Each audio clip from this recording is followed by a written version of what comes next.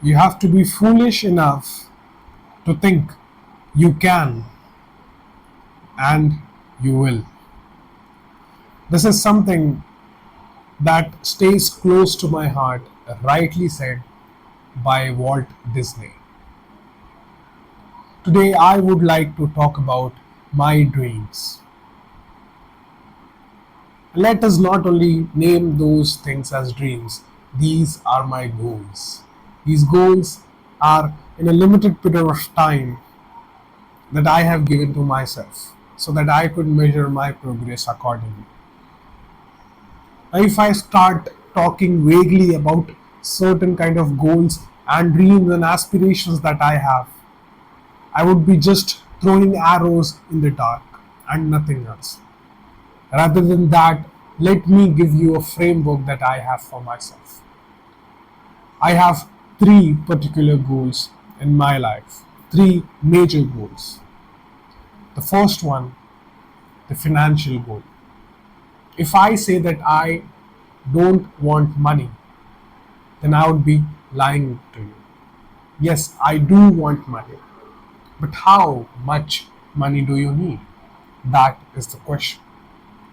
For a person, there's always a number that can keep that person healthy, happy, and cherishable for his entire life and even the people around him.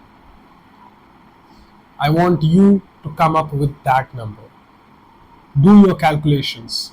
Dream as big as you could. Dream as wide as you could and come up with a number. But being rich and being wealthy are two different things. Even I have a number of my own in terms of money. But my goal is to become wealthy, but not only rich. Now, the second goal that I have is the personal goal. Goals that are personally initiated to me and somewhere I personally want to conquer them. These are further broken down into two, that is, physical and mental goals. Now, in personal goals, these physical and mental goals, of course, means good health, good food. When good health, when I talk about good health, it is about my body and my mind as well. And when I talk about good food, it is the organic kind of food or the food that is not adulterated because it is not easy to get these kind of food in today's world and good quality content as well. And I mean it. It is more important to fuel your mind, to feed your mind with good quality content. Just eating good food won't help you anywhere. At times, people are brainwashed via certain contents and they do not know where they are going. So be aware of it. The third kind of goal that I have, that is social kind of goals. Now, these social goals, when you think about it, I may think about in terms of people first. I always want to be surrounded with three kinds of people. The first, from whom I learn a lot. The people who are doing good in terms of money, in terms of skill set, in terms of spirituality, in terms of psychology, in terms of health.